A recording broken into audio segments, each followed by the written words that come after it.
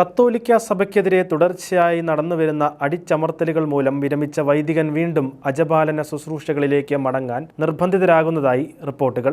ഇടവകയിൽ സേവനം ചെയ്യുന്ന വൈദികർ അറസ്റ്റ് ചെയ്യപ്പെടുകയോ നാടുകടത്തപ്പെടുകയോ ചെയ്യുന്ന നിക്കരാഗ്വയിലാണ് വിശ്വാസികൾക്ക് ആത്മീയ ശുശ്രൂഷകൾ ലഭ്യമാക്കുന്നതിന് വിരമിച്ച വൈദികരെ വീണ്ടും നിയമിക്കുന്നത്.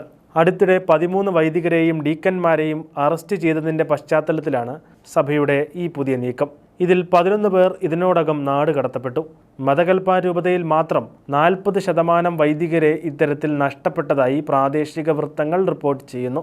70 വൈദികർ ഉണ്ടായിരുന്ന രൂപതയിൽ ഇപ്പോൾ 22 പേരാണ് അവശേഷിക്കുന്നതെന്ന് കത്തോലിക്ക ആക്ടിവിസ്റ്റും അഭിഭാഷകയുമായ മാർത്ത പെട്രീഷ മൊളിന തയ്യാറാക്കിയ റിപ്പോർട്ടിൽ പറയുന്നു. അടുത്തിടെ കസ്റ്റഡിയിലെടുത്ത 13 പേരിൽ 79-കാരനായ ഫാദർ ഫ്രൂട്ടോസ് കോൺസ്റ്റാന്റിനോ സാൽമറോണും ഉൾപ്പെടുന്നു. രൂപതയിൽ 3 പുതിയ ഡീക്കന്മാരുടെ തിരുപ്പട്ട ശുശ്രൂഷകൾ നടത്തുന്നതിനുള്ള ഒരുക്കത്തിലായിരുന്നു അദ്ദേഹം. ചടങ്ങുകൾ നടത്തുന്നത് തടഞ്ഞ പോലീസ് ഫാദർ ഫ്രൂട്ടോസിനെ വീട്ടുതടങ്കലിൽ ആക്കിയിരിക്കുകയാണ്.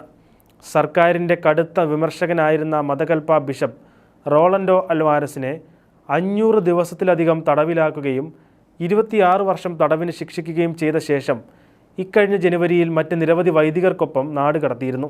ബിഷപ്പിനോടുള്ള പ്രതികാരമായാണ് മതകൽപ്പ രൂപതയെ ഭരണകൂടം ലക്ഷ്യം വയ്ക്കുന്നതെന്ന് നിരീക്ഷിക്കപ്പെടുന്നു. ഈ രൂപതയെ തന്നെ ഉന്മൂലനം ചെയ്യാനുള്ള ശ്രമങ്ങളാണ് നടക്കുന്നതെന്ന് പ്രദേശത്തെ വിശ്വാസികൾ പറയുന്നു. രാജ്യത്ത് മനുഷ്യാവകാശ ലംഘനങ്ങൾ തുടർച്ചയായി നടക്കുന്നതിനാൽ പ്രസിഡന്റ് ഒർട്ടേഗയെയും ഭാര്യയെയും വരുതിയിൽ നിർത്താൻ അന്താരാഷ്ട്ര സമൂഹം ഇടപെടണമെന്ന ആവശ്യം കൂടുതൽ ശക്തമാവുകയാണ്.